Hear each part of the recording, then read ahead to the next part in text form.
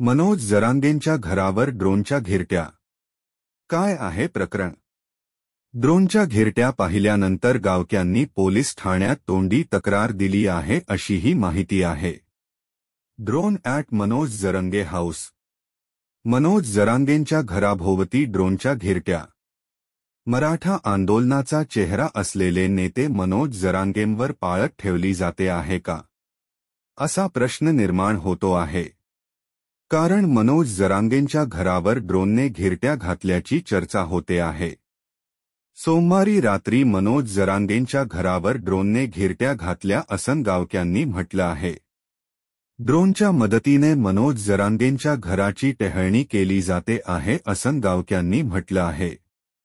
सगेसोय्यांच्या अंमलबजावणीसह मराठा आरक्षण द्या अशी मागणी मनोज जरांगेंनी केली आहे.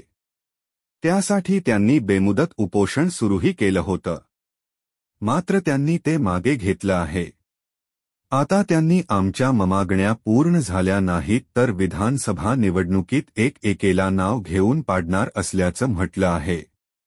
अशात एक ड्रोन त्यांच्या घराभोवती घिरट्या घालत असल्याची चर्चा आहे.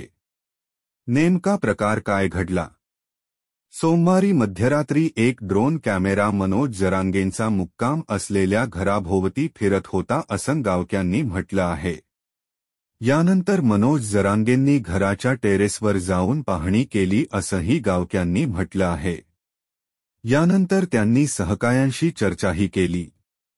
या प्रकाराबद्दल अंतरवाली सराटीचे सरपंच आणि ग्रामस्थांनी पोलिसांना तोंडी तक्रार दिली आहे. आता पोलीस घटनास्थळी येऊन पाहणी करण्याची शक्यता आहे. 4 दिवसांपूर्वीच अंतरवाली सराटीत अशाच प्रकारे ड्रोन घिरट्या घालताना दिसून आल्याचंही गावकऱ्यांनी म्हटलं आहे. एबीपी माझाने या विषयीचं वृत्त दिलं आहे.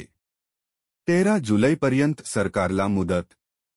मनोज जरांगेंनी यांनी मराठा समाजाला सगेसोय्यांच्या व्याख्येत बसणारे आणि ओबीसी प्रवर्गातून आरक्षण देण्यासाठी 8 जूनपासून आंतरवाली सराटी येथे पुन्हा बेमुदत उपोषण सुरू केलं होतं.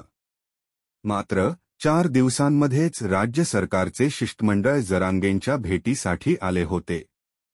त्यावेळी सरकारी शिष्टमंडळाने सगेसोय्यांच्या आरक्षणाच्या अंमलबजावणीसाठी मुदत वाढवून देण्याची मागणी केली होती. त्यानंतर मनोज जरांगे पाटील यांनी राज्य सरकारला 13 जुलैपर्यंतची मुदत देत बेमुदत उपोषण स्थगित केले होते. ही मुदत संपायला आता अवघे 11 दिवस शिल्लक राहिले आहेत. त्यामुळे राज्य सरकार येत्या काही दिवसांमध्ये मराठा आरक्षणाबाबत काही निर्णय घेणार का, याकडे सगळ्यांचं लक्ष लागलं आहे. तसंच आज मनोज जरांगे या ड्रोनच्या प्रकाराबाबत काय बोलणार, हे पाहणं महत्त्वाचं असणार आहे.